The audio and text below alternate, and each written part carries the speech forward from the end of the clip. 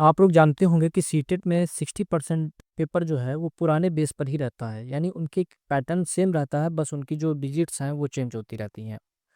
तो आज हम लोग करने वाले हैं 30 क्वेश्चंस जो पुराने 5 साल के जो पिछले पेपर हुए हैं उन सबका एकदम निचोड़ है।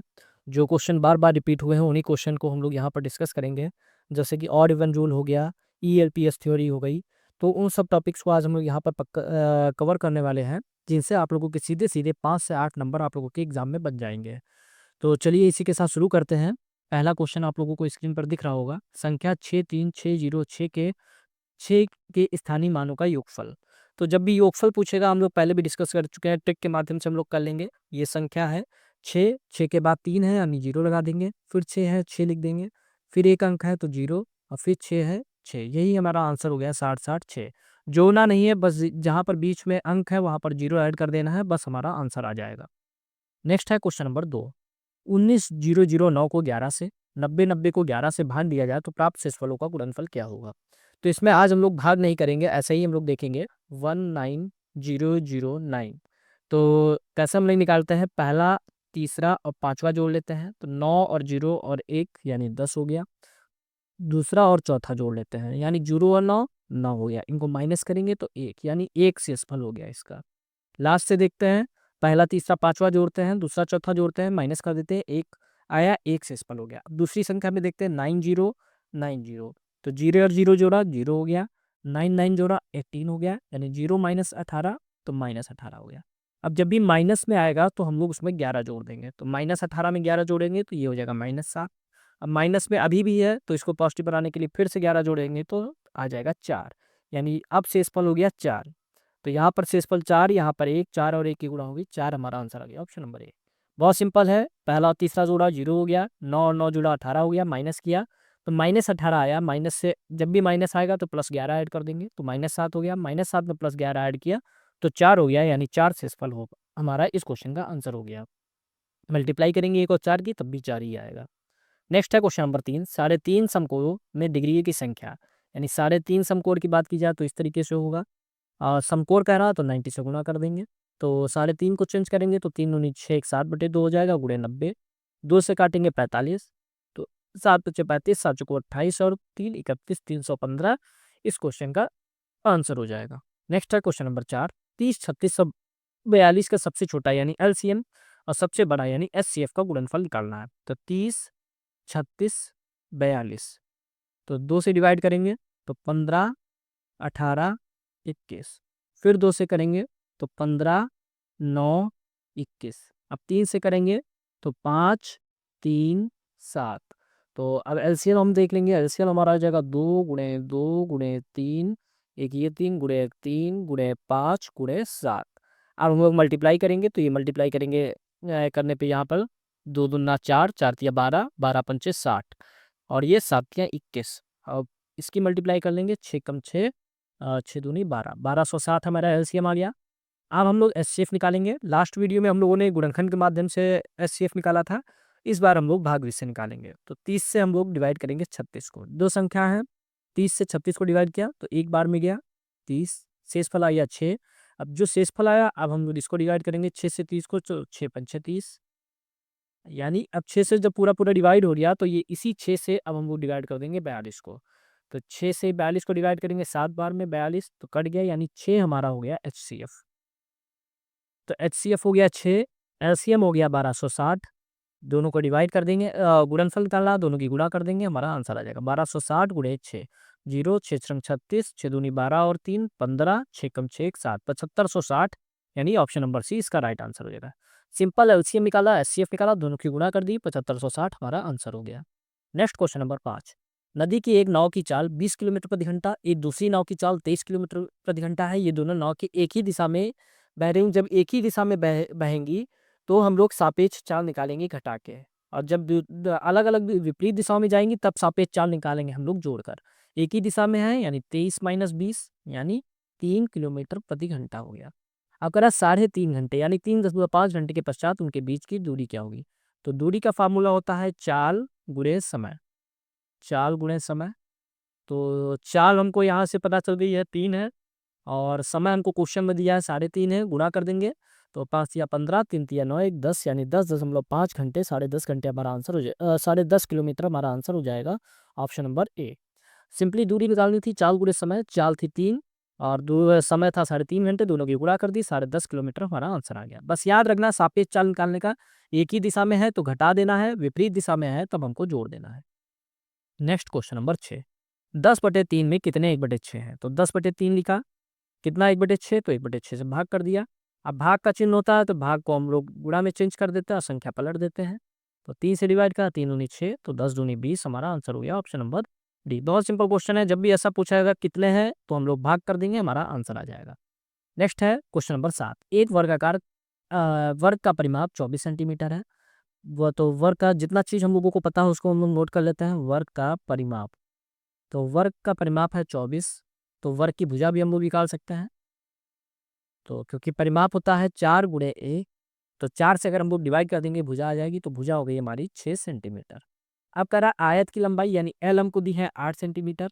यदि वर्ग और आयत के परिमाप बराबर हैं, यानी जो आयत का परिमाप है, तो यहाँ पे लिख लेते हैं आयत का परिमाप जो है वो फॉर्मूला होता है 2 ब्रैकेट में लंबाई प्लस चौड़ाई। अब आयत का परिमाप वर्ग का परिमाप बराबर है यानी परिमाप 24 हो गया। 2 लंबाई हमें पता है 8 है तो लंबाई लिख दी 8, चौड़ाई पता नहीं है तो चौड़ाई छोड़ दिया हम लोगों ने। 2 से डिवाइड किया 12, तो 12 बराबर 8 प्लस बी हो गया।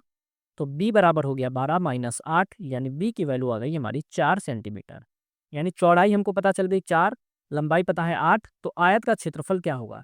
तो आयत का क्षेत्रफल निकालना है तो आयत का क्षेत्रफल होता है लंबाई गुणे चौड़ाई। तो आयत की लंबाई है हमारी 8 और चौड़ाई है हमारी 4, 8 चौको 32 यानी 32 सेंटीमीटर स्क्वायर हमारा आंसर हो जाएगा ऑप्शन नंबर सी। सिंपली इसकी हमको कोई ज़रूरत भी नहीं पड़ी, वर्ग की भुजा की कोई ज़रूरत नहीं पड़ी। अगर क्वेश्चन में पूछ लेता आयत का परिमाप और वर्ग के परिमाप, आयत का क्षेत्रफल और वर्ग के क्षेत्रफल का योगफल क्या होगा, तो वर्ग का क्षेत्रफल हम लोग 36 निकाल के जोड़ देते। सिंपली यहाँ पर हम लोगों ने परिमाप पता था, तो आयत का परिमाप पर फॉर्मूला लगाया 2 लंबाई प्लस चौड़ाई का। आयत का परिमाप और वर्ग का परिमाप बराबर था, बराबर रख के हम लोगों ने चौड़ाई निकाल ली। आयत का क्षेत्रफल होता है लंबाई गुणे चौड़ाई, यूज किया हम लोगों ने, आंसर निकाल लिया 32। Next question number 8, 10,001 20,022 30 3333। अब की योगफल में से क्या घटाया जाए जिससे 17,069 प्राप्त हो जाए? तो लास्ट जो हम लोगों का वीडियो था उसमें भी हम लोगों ने डिस्कस किया था। इसको सबसे पहले हम लोग जोड़ लेंगे, तो ये हो जाएगा 6, यहाँ पर हो जाएगा 3 2 5 3 0 3 60 356। अब कह रहा 60 356 में से क्या घटाया जाए कि 17,069 प्राप्त हो जाए, तो 17,069 घटा देंगे, हमारा आंसर आ जाएगा। तो इसको जब हम लोग माइनस करेंगे तो ये 16 में से 9 गया 7, 14 में से 6 गया 8, यहाँ बचा 2, यहाँ 10 में से 7 गया 3, यहाँ 5 में से 1 गया 4, 43,287 हमारा आंसर हो जाएगा ऑप्शन नंबर ए। सिंपली सबको जोड़ लिया, जोड़ने के बाद जितना पूछ रहा उसको माइनस कर देंगे, हमारा आंसर आ जाएगा। नेक्स्ट क्वेश्चन नंबर 9, 10 मीटर लंबाई वाले एक वर्गाकार कमरे का फर्श को वर्गाकार टाइलों को पूर्णतः रखना है। यदि प्रत्येक टाइल का लंबाई 50 सेंटीमीटर है तो न्यूनतम संख्या निकालनी है। क्योंकि ये हमारा मीटर में है, ये सेंटीमीटर में है, सबसे पहले हम इसको सेंटीमीटर में चेंज कर लेंगे। तो 10 मीटर में, 1 मीटर में 100 सेंटीमीटर, तो 10 में 10 गुणे 100 यानी 1000 सेंटीमीटर हो गया। अब जब भी संख्या पूछी जाएगी, हम वो बहुत बार इसको डिस्कस कर चुके हैं कि जब भी संख्या पूछी जाएगी तो बड़ा वाला जो है उसको ऊपर कर लेंगे। सिंपली से अगर हम लोग आसान भाषा में समझे, छोटे वाला है उसको नीचे कर देंगे और दोनों को डिवाइड कर देंगे, हमारा आंसर आ जाएगा। क्योंकि वर्ग का क्षेत्रफल भुजा गुणे भुजा और नीचे भुजा गुणे भुजा। 50 से डिवाइड किया 50 दूनी 100, 200 हो गया। 50 से डिवाइड किया 50 दूनी 100, 100 20, सॉरी यहाँ पे 20 हो गया, यहाँ पे 20 हो गया। 20 और 20 की मल्टीप्लाई होगी तो 400 हमारा आंसर आ जाएगा ऑप्शन नंबर सी। जब भी संख्या पूछी जाएगी, जब भी वर्ग की बात करेगा क्षेत्रफल की, तो हम लोग ऊपर क्षेत्रफल भुजा गुणे भुजा से नीचे निकाल देंगे और हमारा आंसर आ जाएगा। बस ध्यान रखना है दोनों जो इकाई है सेम होनी चाहिए। यहाँ पे मीटर है, यहाँ सेंटीमीटर है, दोनों को हम लोगों ने सेम बना लिया, हमारा आंसर आ गया। नेक्स्ट क्वेश्चन नंबर 10, निम्नलिखित में से कौन सा 11,000 11 सैकड़ा 11 इकाई के बराबर है? तो 11,000 यानी 1,000 से गुणा, तो ये हो गया 11,000। 11 सैकड़ा यानी 11 गुणे 100, तो ये हो गया हमारा 1100। 11 इकाई यानी 11 गुणे 1 यानी ये हो गया 11। इनको जोड़ देंगे तो 12,111 हमारा आंसर हो जाएगा। 12,111 ऑप्शन नंबर बी। तो इस क्वेश्चन का आंसर हो जाएगा ऑप्शन नंबर बी। जब भी कहेगा 1000 तो 1000 से सैकड़ा, 100 से गुणा, इकाई 1 से गुणा, और हमें वहाँ आंसर मिल जाएगा। नेक्स्ट है क्वेश्चन नंबर 11, एक दुकानदार ने 5.3 किलोग्राम बादाम, 5.3 केजी बादाम, 2100 ग्राम किशमिश। अब 2100 को अगर हम लोग किलोग्राम में चेंज करेंगे, 1000 से डिवाइड करेंगे तो 00 तो 2 हो जाएगा, 2.1 किलोग्राम। तो ये हो गया हमारा 2.1 केजी। 2.2 किलोग्राम काजू, तो 2.2 केजी हमारा काजू को आपस में मिला दिया, यानी सबको जोड़ दिया। तो ये हो गया 2 1 3 और 3 6, 5 2 7 2 9, 9.6 केजी। इस मिश्रण को बराबर बराबर 2 दर्जन पैकेट बनानी है। प्रत्येक पैकेट का भार क्या होगा? अब हमें आंसर चाहिए ग्राम में, तो इसको हम लोग बदल लेते हैं ग्राम में। 1000 से गुणा करेंगे तो ये हो जाएगा हमारा 9600 ग्राम। अब पैकेट कितने बनाएगा? 2 दर्जन पैकेट बनाएगा। 1 दर्जन में 12 तो 2 में 24, तो 24 से डिवाइड कर देंगे। 24 चौको 96, 400 ग्राम का एक पैकेट हो जाएगा। Option number B. सिंपली सबको हम लोगों ने जोड़ लिया, 9.6 केजी आया, इसको 9600 ग्राम बना दिया। अब 24 पैकेट बनाए जा रहे हैं तो 24 से डिवाइड कर दिया, हमारा आंसर आ गया। नेक्स्ट है क्वेश्चन नंबर 12। पैटर्न को देखिए और अगली संख्या बताइए। 1 3 6 10 15। तो 1 ने पहले 2 ऐड किया, 3 हो गया। 3 में 3 ऐड किया, 6 हो गया। 6 में 4 ऐड किया, 10 हो गया। 10 में 5 ऐड किया, 15 हो गया। यानी पहले 2 फिर 3 फिर 4 फिर 5, अब 6 ऐड करेंगे, हमारा आंसर आ जाएगा 15 6 21। इस क्वेश्चन का आंसर होगा option number B. Next question number 13। 13, यदि 15 दिनों में मिनटों की संख्या निम्न में किसके सेकंडों की संख्या बराबर होगी? 15 दिन में मिनट, यानी 15 दिन में पहले घंटे पे चेंज करेंगे 24 से गुणा, फिर घंटे को मिनट में चेंज करेंगे यानी 60 से गुणा। अब हम लोग 15 और 60 की गुणा कर लेंगे, 15 छक्का 90। गुणा ऐसे करेंगे जिससे हम लोगों की आसानी से गुणा कर सके, बहुत जल्दी कैलकुलेशन हो जाए। 900 गुणे 24, अब 9 चौक 36, 9 दूनी 18 और 3 21। तो 21 600 हमारे आ गए मिनट की संख्या। निम्न में किसके सेकंड की संख्या? पहले 6 घंटा ले लेते हैं। 6 1 घंटे में 3600 सेकंड, 3600 से गुणा कर देंगे तो ये हो जाएगा 216 00, यानी ऑप्शन नंबर ए हमारा सही हो जाएगा। घंटे से मिनट में चेंज करना, 3600 से गुणा किया, 21 600 यहाँ भी था, यहाँ भी वही आ गया, हमारा आंसर सही हो गया, ऑप्शन नंबर ए। नेक्स्ट है क्वेश्चन नंबर 14। 10 लाख को भारतीय संख्या प्रणाली में कैसे लिखा जाता है? तो बहुत ही सिंपल क्वेश्चन है। 10 लाख को 10 लाख ही लिखते हैं भारतीय संख्या प्रणाली में, केवल आपको कंफ्यूज करने के लिए लिखा गया। ऑप्शन नंबर डी इसका राइट आंसर होगा। Next question number 15। किसी घनाभ के 30 संलग्न सल्कों के पार्श्व क्षेत्रफल पी क्यू आर है, इसका आयतन होगा। तो इसका जब भी पूछा जाएगा घनाभ के संलग्न फलक के पार्श्व क्षेत्रफल का आयतन, तो आपका आंसर हो जाएगा under root P Q R. ये एक फॉर्मूला होता है और इसको आपको याद रखना है। ऐसा क्वेश्चन बार बार रिपीट होता रहता है। पार्थ अगर क्षेत्रफल कहेगा 3 संलग्न का, तो उसका आयतन हमारा under root P Q R, या कोई भी एबीसी होगा तो अंडर रूट एबीसी हो जाएगा। नेक्स्ट है गणित में प्रश्न हल करने का कौशल में क्या शामिल है, यानी जो हल करने का है उसमें क्या शामिल है। तो सबसे पहले लिखा है कंठस्थ करना, तो कंठस्थ करना तो निगेटिव हमारा टैग वर्ड हो गया, तो निगेटिव है तो इसको अलग कर देंगे। विवेचन करना, चरों का प्रयोग करना और प्रतिरूप देखना, बिल्कुल सही हो जाएगा, क्योंकि विवेचन करना, चरों का प्रयोग करना और प्रतिरूप करना गणित में प्रश्न हल करने का कौशल होता है। बाकी तीसरा ऑप्शन देते हैं बहुत सारे अभ्यास हल करना, गलत हो गया, निगेटिव टैग वर्ड हो गया। सूत्रों को रटना, रटना हमारा निगेटिव है, ये भी गलत हो गया। ऑप्शन नंबर बी हमारा सही हो गया।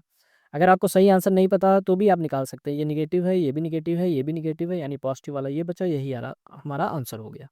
Next question number 17। प्राथमिक कक्षा में गणितीय अवधारणाओं को सिखाने के लिए पामेला लाइबैक द्वारा सुझाया गया सही क्रम क्या हो? तो ये क्वेश्चन भी पूछा गया है पामेला लिबाइक के द्वारा। तो इसमें जो सबसे पहले होता है, हम लोग अनुभव प्रदान करते हैं मूर्त वस्तुओं के द्वारा, तो अनुभव प्रदान करने वाला बी वाला हो गया, बी हमारा सही हो गया। फिर उसके बाद भाषा का प्रयोग करते हैं, फिर चित्र बनाना, लास्ट में प्रतीकात्मक प्रतिनिधित्व। तो इसका क्रम आपको याद रखना है। सबसे पहले अनुभव प्रदान करना, जो कि मूर्त वस्तु से होगा।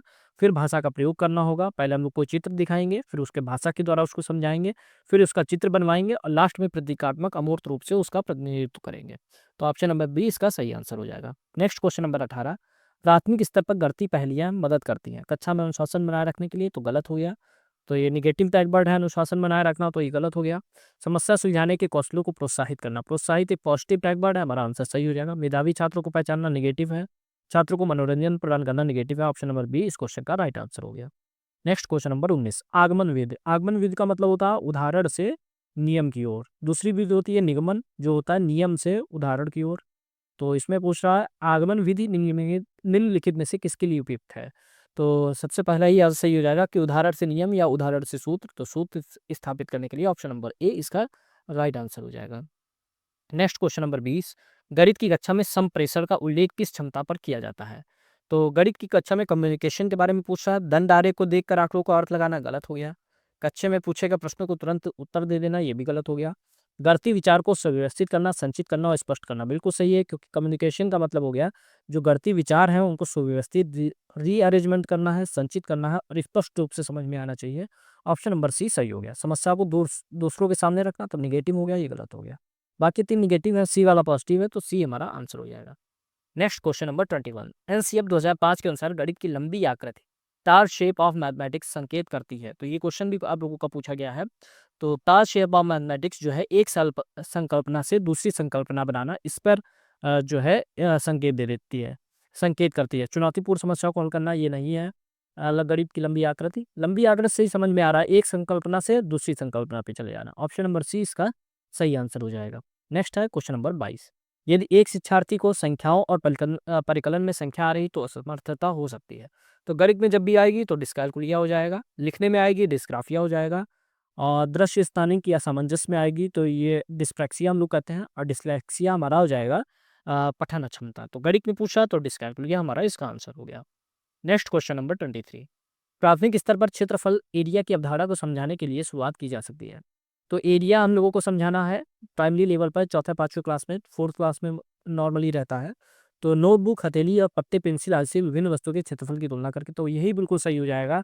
जो नोटबुक है उसका हम एरिया दिखाएंगे, या हथेली का दिखाएंगे किसका ज़्यादा है किसका कम है, उससे हम लोग परिचय देंगे तुलना करके, फिर उसके बाद हम लोग आगे बढ़ेंगे। यानी एरिया की अवधारणा के लिए पहला वाला ऑप्शन सही हो गया। आयत की लंबाई चौड़ाई का पता लगाकर गलत हो गया। सूत्र याद करना तो ये तो निगेटिव हो गया, गलत हो गया। वर्ग इकाई ये भी गलत हो गया। ऑप्शन नंबर ए हमारा सही हो जाएगा। Next question number 24। गणित में मूल्यांकन का मुख्य उद्देश्य क्या है? छात्रों की त्रुटियां निकालना, तो ये तो गलत हो गया, क्योंकि त्रुटियां निकालना निगेटिव हो गया, गलत हो गया। छात्रों की उपलब्धि मापना, ये भी निगेटिव हो गया। सीखने में होने वाली इस कमियों का निदान और उपचार करना, बिल्कुल सही हो गया, क्योंकि एवोल्यूशन या मूल्यांकन का मुख्य उद्देश्य होता है जो छात्रों को समस्या आ रही है या सीखने में जो कमियां आ रही हैं उनका निदान करके, उनका उपचार करके उनको सिखाना। छात्रों को पास फील करना, निगेटिव हो गया, ये गलत हो गया। ऑप्शन नंबर सी इसका राइट आंसर हो जाएगा। Next question number 25। अबेकस का प्रयोग छोटी कक्षाओं में किस शिक्षण में प्रभावी होता है?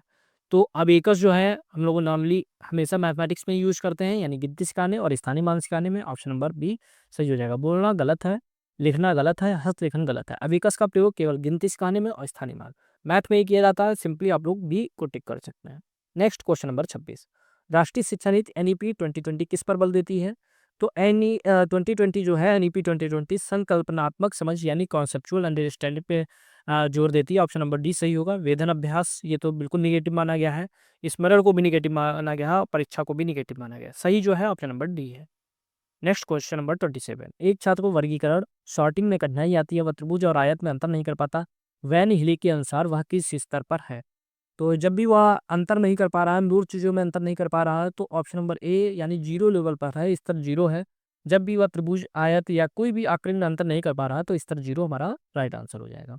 इसको अमुक चाक्षुषीकरण कहते हैं। सेकंड होता है विश्लेषण, थर्ड होता है अनौपचारिक निगमन और लास्ट में आता है दृढ़ता। नेक्स्ट है गणितीय भाषा लैंग्वेज ऑफ मैथमेटिक्स का गुण नहीं है। तो इसमें हम लोगों को बताना है जो गुण नहीं है। तो सटीकता ये तो गुण है, क्योंकि मैथ में जो चीज़ें रहती सटीक रहती। संक्षिप्तता ये भी गुण है। अस्पष्टता तो यही हमारा सही हो जाएगा, कहना था गुण नहीं है, जबकि इसका जो गुण होता है मैथ का स्पष्टता होता है। यहाँ अस्पष्टता लिखा तो यही हमारा राइट आंसर हो जाएगा। प्रतीकात्मकता सिंबॉलिक होती है मैथमेटिक्स, तो ये भी गुण है। तो पहला ए, बी और डी गुण है और सी वाला गुण नहीं है। Next question number 29। कक्षा 3 में गुणन मल्टीप्लिकेशन का परिचय देने वाली सबसे उपयुक्त विधि है। तो कक्षा 3 में मल्टीप्लिकेशन के लिए बार बार जोड़ना, तो यही हमारा सही हो जाएगा, क्योंकि बार बार जोड़ने से भी गुणा है। जैसे 2 2 2, तो ये हमारा आ गया 6, और 2 के 3 बार गुणा करेंगे तो भी हमारा 6 आएगा। यानी बार बार जोड़ना यही वाला हमारा सही हो जाएगा। गुणन सारणी रटना गलत हो गया। 2 अंक की शब्द संख्या को 1 अंक की संख्या से, ये भी गलत हो गया। शब्द समझ से ये भी गलत हो गया। पहला वाला ऑप्शन हमारा सही हो गया। Next question number 30। गणित सभ्यता का दर्पण है, यह कथन किसका है? इस टाइप के क्वेश्चन भी बहुत ज़्यादा पूछे जाते हैं। तो पहला वाला सही हो गया, हॉगबेन। इनका बहुत फेमस क्वेट है, गणित सभ्यता का दर्पण है, यानी ऑप्शन नंबर ए इसका राइट आंसर हो गया। तो फ्रेंड्स ये थे 30 क्वेश्चंस, जिसमें आप लोगों के 15 मैथमेटिकल थे और 15 पेडागोजिकल थे, और सारे क्वेश्चन पिछले 5 सालों के निचोड़ हम लोग कह सकते हैं, निचोड़ को था। और अगर आप लोगों को वीडियो पसंद आया तो वीडियो को लाइक करिए, साथ ही साथ चैनल को सब्सक्राइब करिए। नेक्स्ट वीडियो में हम लोग नेक्स्ट क्वेश्चंस को डिस्कस करेंगे। मिलता है नेक्स्ट वीडियो में। Thank you.